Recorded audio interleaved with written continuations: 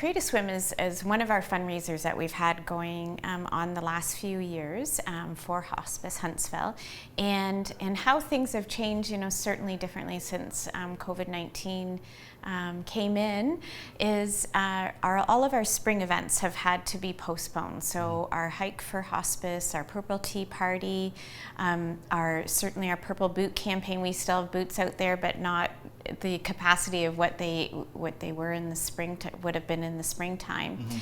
So with that, our fundraising has been sort of at a standstill with regards to running more virtual campaigns instead of an event. But one of the great fundraisers that anybody can take part in is the Create a Swim for Hospice. So we have talked about Create a Swim before, and I'm sure many people do know how it works, but for those that don't, just run me through the process again. How does it work? What do people do exactly?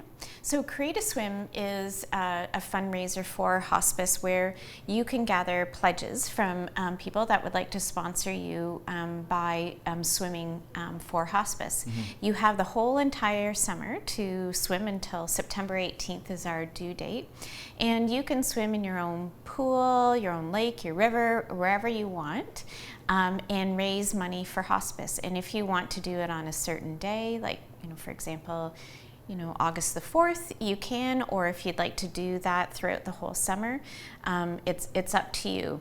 And so we have people that swim daily in a lake, and then they're raising pledges throughout that whole time itself. And the Create a Swim is basically one avenue of our swim, like our swim day or our swim for hospice event, which our entire goal is $25,000 for that. Wow. Okay. Well, hopefully you can reach that this year. I know it's, again, a bit of a different beast this time around. So tell me about the popularity of this. Obviously, you do get quite a few people entering each year.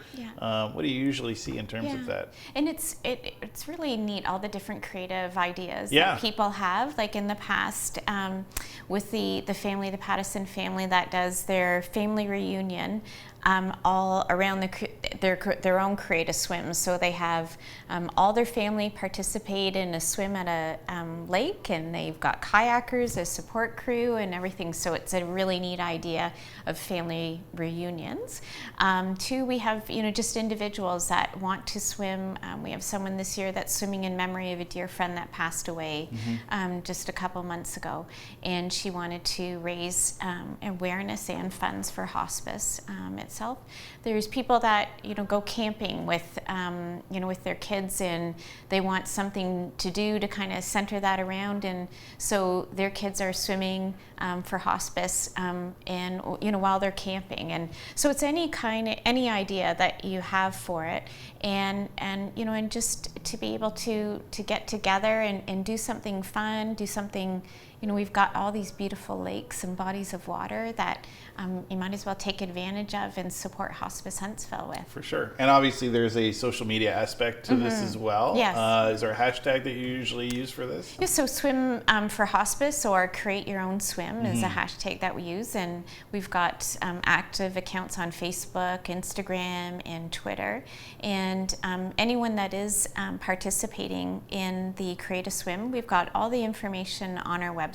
There's a very short little registration process for it, because we'd like to know who's out there supporting Hospice Huntsville. We've got pledge forms that you can download online, and then people can also create their own fundraising page through Canada Helps. And it's a great little avenue of raising funds, and you can include pictures and everything on it. And they have direct links to any of your social media that if you want to post on that. So it makes it really easy for people to really ask for money for Create a Swim itself. And show off the good that they're doing. Yes, exactly. What's the website?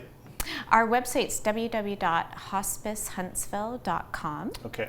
And on that, we've got a Create a Swim page, so you can pull up that information. Also, our Swim for Hospice, we're hoping that we can have it for a go on August 23rd. Okay.